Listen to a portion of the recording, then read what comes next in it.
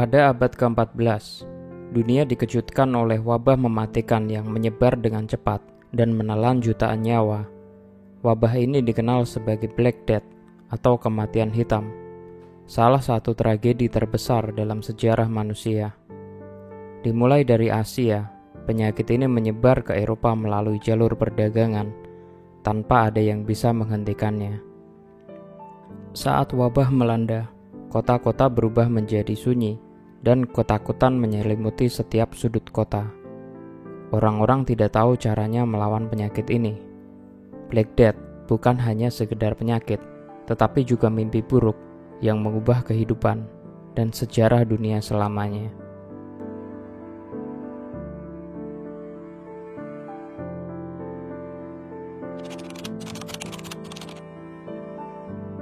Nama Black Death atau kematian hitam berasal dari gejala penyakit ini yang menakutkan dan dampaknya yang menghancurkan. Istilah ini pertama kali muncul di Eropa beberapa dekade setelah wabah ini terjadi, menggambarkan kesan mengerikan yang ditinggalkannya. Wabah ini disebut hitam karena salah satu gejalanya adalah muncul benjolan hitam yang disebut dengan bubu di sekitar ketiak atau pangkal paha orang yang terinfeksi. Selain itu, pendarahan di bawah kulit akibat infeksi bakteri juga menyebabkan bintik-bintik hitam pada tubuh. Karena jumlah kematian yang sangat tinggi, wabah ini dikenal sebagai Black Death yang mengacu pada kegelapan dan kesedihan yang ditinggalkannya di Eropa dan dunia.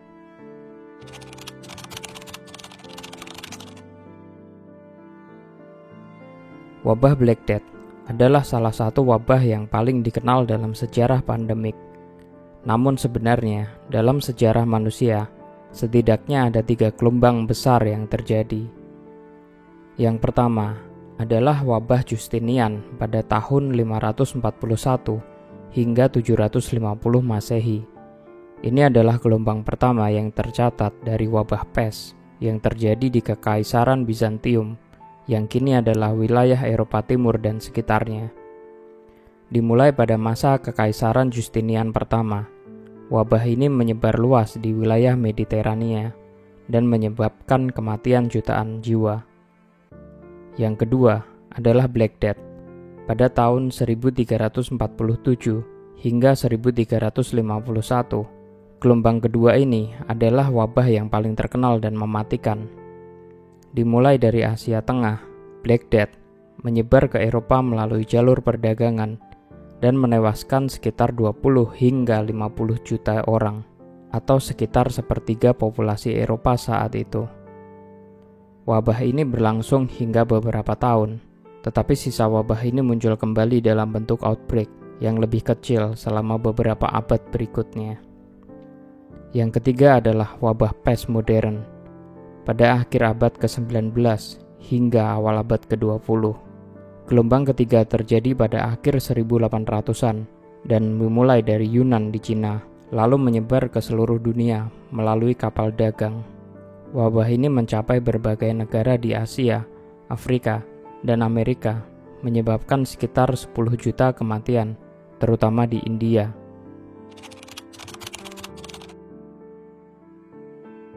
Awal mula penyakit Black Death terjadi sekitar tahun 1330-an di Asia Tengah, kemungkinan di daerah sekitaran dataran Mongolia. Penyakit ini disebabkan oleh bakteri Yersinia pestis yang hidup di dalam kutu yang biasa terdapat pada tubuh tikus, terutama tikus hitam. Tikus hitam hidup dekat dengan manusia, sehingga mereka menjadi perantara utama dalam penyebaran penyakit ini. Wabah ini pertama kali menyebar melalui jalur sutra, yaitu jalur perdagangan utama yang menghubungkan Asia dan Eropa. Pedagang dan penjelajah membawa barang-barang dari Asia ke Eropa melalui darat dan laut. Tanpa mereka sadari, mereka juga membawa tikus yang terinfeksi. Di kapal-kapal yang membawa barang dagangan, tikus-tikus ini hidup bebas dan menjadi sumber penularan bakteri melalui kutu-kutu yang mereka bawa. Ketika kapal dagang ini sampai ke pelabuhan besar di Eropa, seperti di pelabuhan di Italia, kutu yang terinfeksi mulai berpindah ke manusia.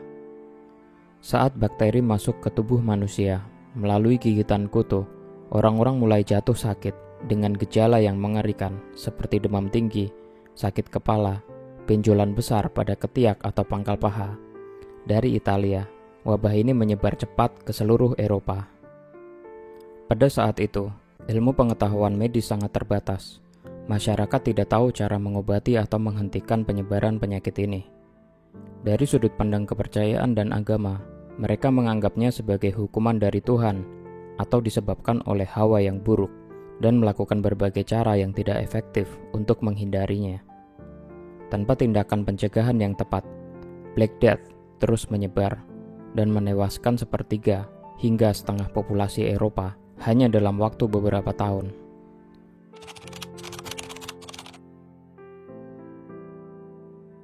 Wabah Black Death memiliki dampak yang sangat besar terhadap sistem sosial di Eropa pada abad ke-14. Karena penyakit ini menewaskan sepertiga hingga setengah populasi, perubahan besar terjadi dalam berbagai aspek kehidupan masyarakat. Dengan banyaknya korban, terutama di kalangan pekerja dan petani, terjadi kekurangan tenaga kerja di seluruh Eropa. Petani yang selamat menjadi sangat berharga, dan mereka mulai menuntut upah yang lebih tinggi dan kondisi kerja yang lebih baik. Beberapa petani bahkan meninggalkan tanah-tanah milik bangsawan dan pindah ke tempat yang menawarkan upah yang lebih baik. Hal ini melemahkan sistem feodalisme karena para bangsawan mulai kehilangan kendali atas para pekerja mereka. Sebelum wabah, sistem feodalisme sangat kuat, di mana para petani bekerja di lahan milik bangsawan dengan imbalan perlindungan. Namun, setelah Black Death, sistem ini goyah. Banyak bangsawan yang kehilangan kekayaan karena tidak bisa mengelola tanah mereka tanpa pekerja.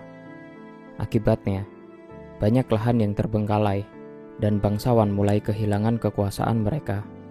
Beberapa petani yang selamat bahkan berhasil mendapatkan tanah mereka sendiri atau mengelola lahan tanpa perlu bergantung pada bangsawan.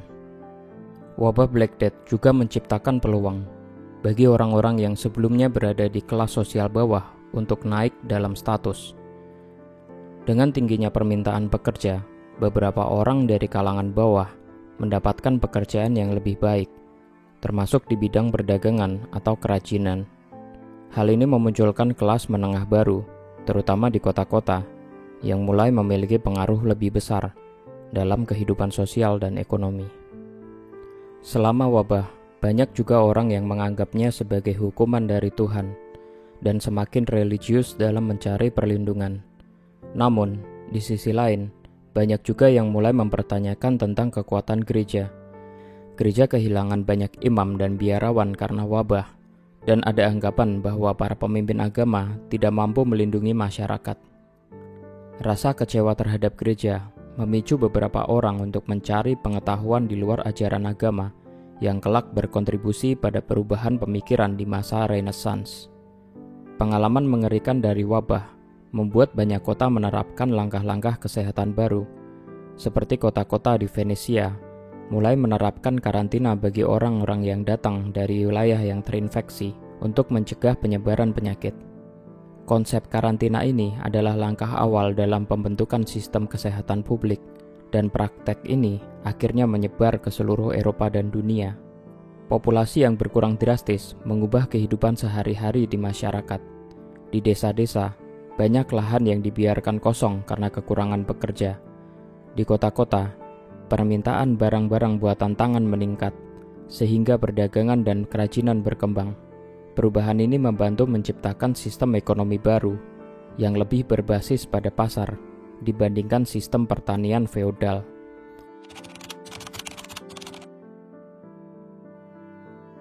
Plague Doctor atau dokter wabah adalah sebutan untuk dokter khusus yang ditugaskan untuk merawat pasien selama wabah Black Death di Eropa pada abad ke-17. Mereka terkenal dengan pakaian pelindung yang unik sekaligus menyeramkan yang berfungsi sebagai perlindungan dari penyakit. Plague Doctor biasanya dipekerjakan oleh kota atau pemerintah setempat untuk merawat pasien yang terinfeksi, mencatat jumlah kematian, dan melakukan pemeriksaan medis terhadap pasien. Banyak dari mereka bukanlah dokter yang terlatih. karena para dokter yang lebih berpengalaman seringkali menghindari pasien wabah untuk melindungi diri mereka. Plak dokter juga melakukan otopsi dan kadang-kadang membantu menuliskan surat kematian. Plak dokter dikenal karena pakaian pelindung mereka yang sangat ikonik. Kostum ini termasuk jubah panjang yang menutupi seluruh tubuh, sarung tangan, sepatu bot, dan masker dengan paruh panjang yang menyerupai burung.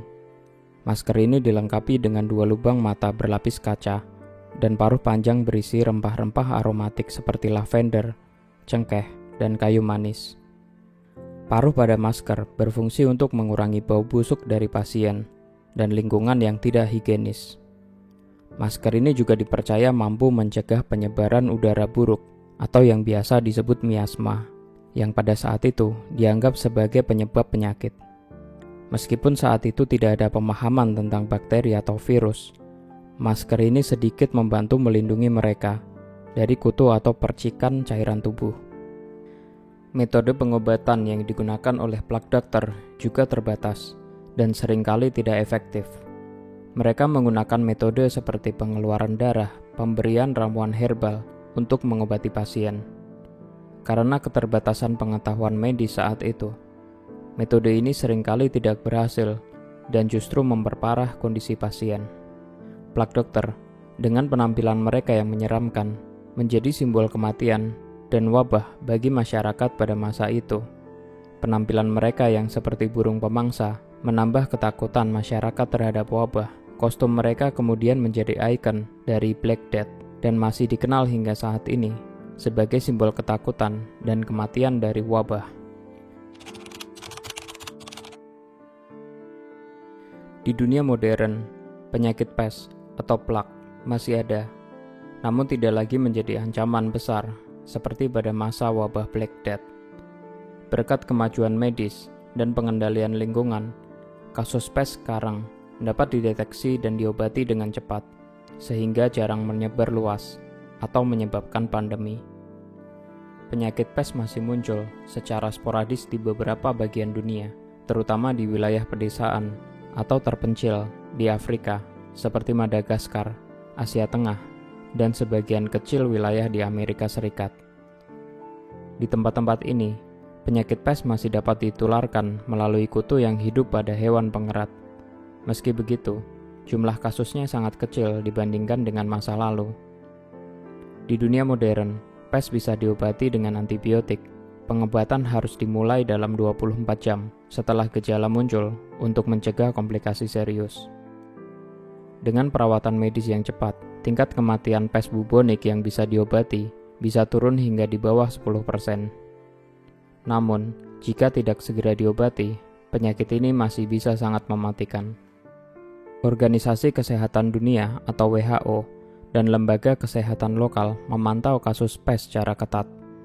Begitu ada laporan kasus baru, mereka segera melakukan tindakan pencegahan dan memberi peringatan untuk mencegah wabah yang lebih besar. WHO juga memberikan panduan untuk negara-negara endemik tentang cara mengelola dan merespon kasus pes.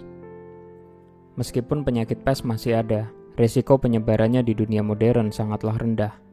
Teknologi medis, sistem kesehatan yang lebih kuat, serta kesadaran masyarakat membantu mencegah penyakit ini menjadi pandemi seperti masa lalu.